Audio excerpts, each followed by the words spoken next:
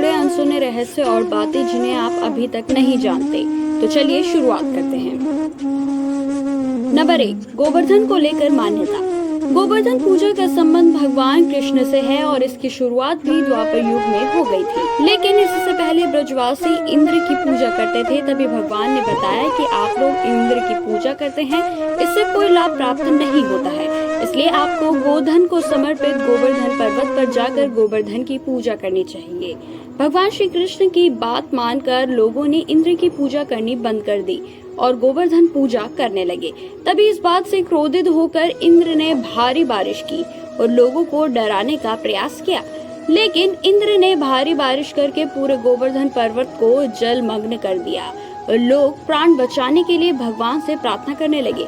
कृष्ण ने देखा तो इंद्र की मूर्खता पर मुस्कुराए और ब्रजवासियों को बचाने के लिए पूरा गोवर्धन पर्वत अपनी एक उंगली पर ही उठा लिया। नंबर 2, ब्रजवासी 7 दिन तक गोवर्धन की शरण में रहे। भारी बारिश का प्रकोप लगातार 7 दिन तक चलता रहा और भगवान कृष्ण ब्रजवासियों को उसी गोवर्धन पर्वत के नीचे छाता बनाकर बचाते रहे। सुदर्शन चक्र के प्रभाव से ब्रजवासियों पर एक जल की बूंद भी नहीं पड़ी।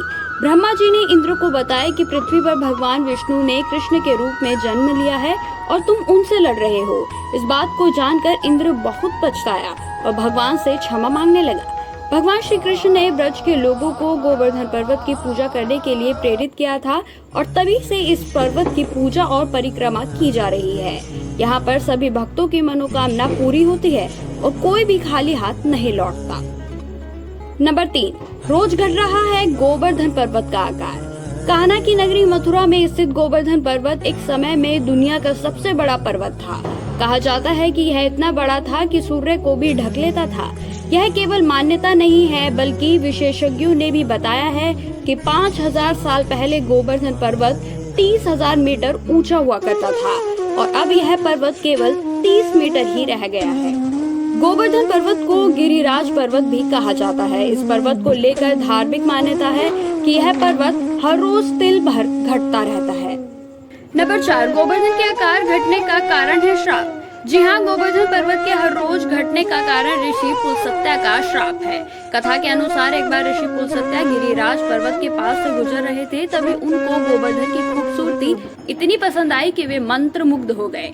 ऋषि पुलस्त्य ने द्रोणांचल पर्वत से निवेदन किया कि मैं काशी में रहता हूँ, आप अपने पुत्र गोवर्धन को मुझे दे दीजिए, मैं उनको काशी में रखूंगा और वहीं पर उनकी पूजा करूंगा।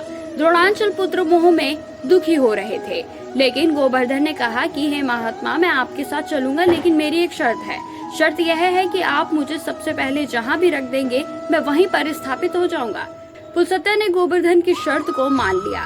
तब गोवर्धन ने ऋषि से कहा कि मैं 2 योजन ऊंचा और 5 योजन चौड़ा हूँ, आप मुझे काशी कैसे लेकर जाएंगे? तब ऋषि ने कहा कि मैं अपने तपोबल के माध्यम से तुमको अपनी हथेली पर उठाकर ले जाऊंगा। रास्ते में ब्रिज आया तब गोवर्धन पर्वत को याद आया कि यहाँ पर तो भगवान श्री कृष्ण बालक के रूप में लीला कर रहे हैं। यह सोचकर गोवर्धन पर्वत ऋषि के हाथों में अपना भार बढ़ाने लगे, जिससे ऋषि ने आराम और साधना के लिए पर्वत को नीचे रख दिया। ऋषि पुलस्त्य यह बात भूल गए थे कि उन्हें गोवर्धन पर्वत को कहीं भी नहीं रखना था। साधना के बाद ऋषि ने पर्वत को उठाने की बहुत कोशिश की, लेकिन पर्वत हिला तक नहीं। इससे ऋषि पुलस्त्य बहुत ही क्रोधित हो गए और उन्होंने श्राप दे दिया कि तुमने मेरे मनोरथ को पूर्ण नहीं होने दिया, इसलिए मैं तुम्हें हर रोज तिल भर घटने का श्राप देता हूँ। माना जाता है कि उसी समय से गिरिराज पर्वत हर रोज घट रहा है और कलयुग तक पूरी तरह विलीन हो जाएगा। नंबर 5, विदेशों से आते हैं श्रद्धालु।